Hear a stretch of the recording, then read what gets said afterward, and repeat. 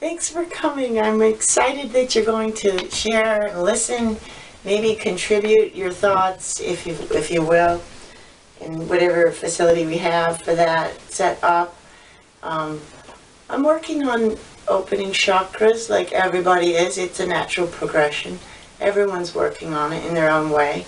Some have consciousness of it, some don't.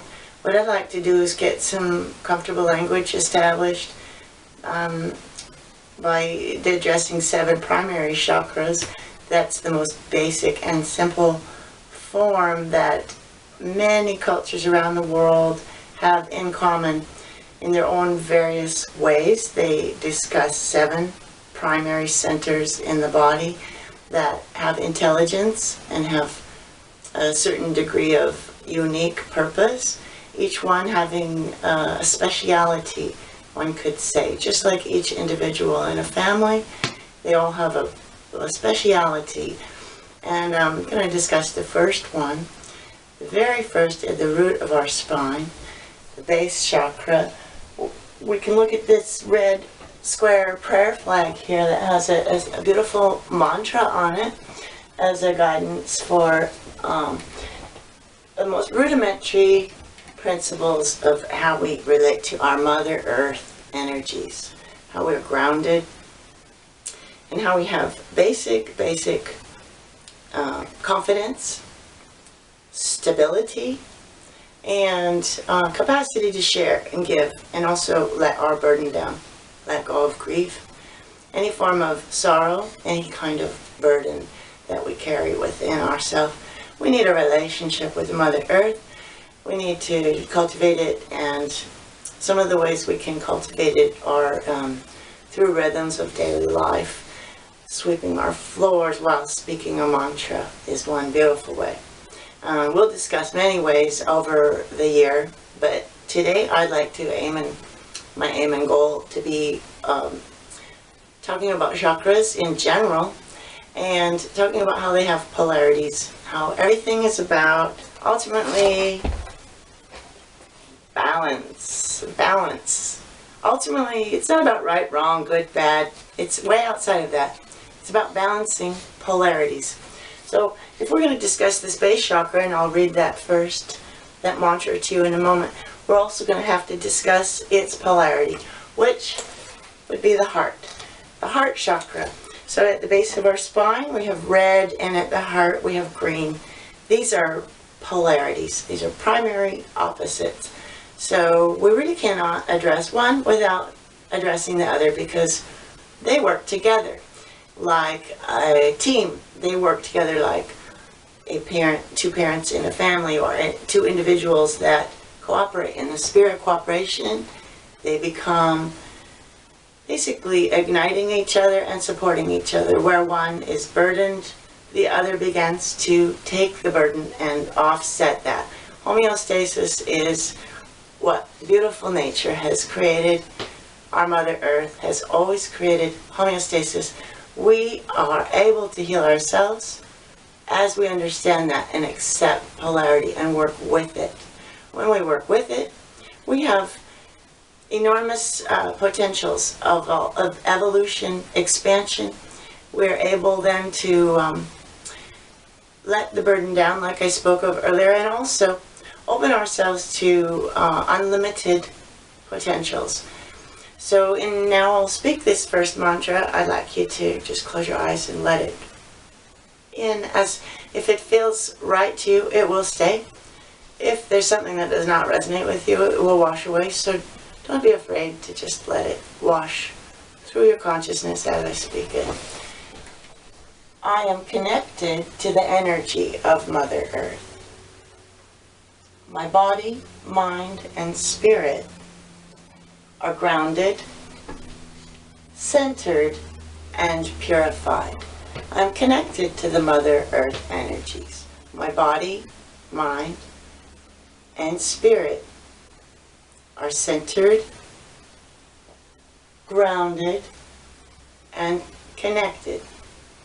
So these basic things, you'll notice in a mantra, in this particular sharing I'll be giving you, there's 3 components: my body, my mind, and my spirit. I'm grounded, I'm centered, and I'm connected. And it's in relationship to the Mother Earth. So each mantra will help us understand 3 aspects of consciousness and help us understand how in the spirit of cooperation we can work together with polarity. We can also go outside of polarity and open our mind to a higher consciousness through understanding what in India they might call triad union or trikaldarshi. It might be spoken of through all religions or spiritual practices as a trinity, a relationship with your higher self, a relationship with God, a relationship with love. Whatever your way is and however you know your understanding to this day will be perfect. It doesn't matter. It only matters that it's authentic to you and that you employ that relationship and claim more of it and expand it. We'll always be refining questions forever. So as we accept triad union, we can allow ourselves to be nourished by a higher power or a more unlimited element, whether it's in the physical dimension or spiritual, whether it's on the mind, a piece of knowledge, or emotional, whether we become more advanced in our emotional body, our mental body, our physical body, or our spiritual body, there will still always be integration from all of those different dimensions of ourselves. So what we can always go back to is balance. Balancing is all we really need to focus on. That's where our highest prime function will come out of, is finding a new balance today. And so as we speak that primary first chakra, the base chakra being red, we also must speak the polarity, the heart chakra. And this one is, my heart is open to receiving the energy of love. I radiate this essence. I walk my path with ease and grace. So there again we have 3 components. And if you study each one, you'll be able to discern the 3. That's a little bit sophisticated and advanced. You shouldn't expect yourself to at this point in time. But just let it run through your mind again. I'm going to speak it one more time. Letting it wash through, knowing that whatever resonates for you will stay. And whatever does not resonate will go away, like rain off a duck's back. My heart is open to receive the energy of love. I radiate the essence. I radiate this essence. And I walk my path with ease and grace. So I'm open, and I'm radiating, and I'm walking. I'm not alone. I'm with grace.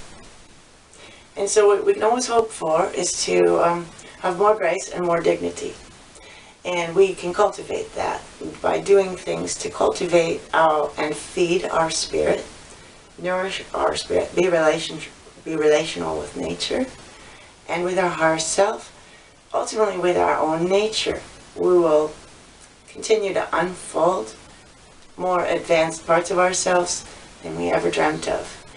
And this is very uplifting always, every time you begin practicing chakra exercises, which I'll introduce.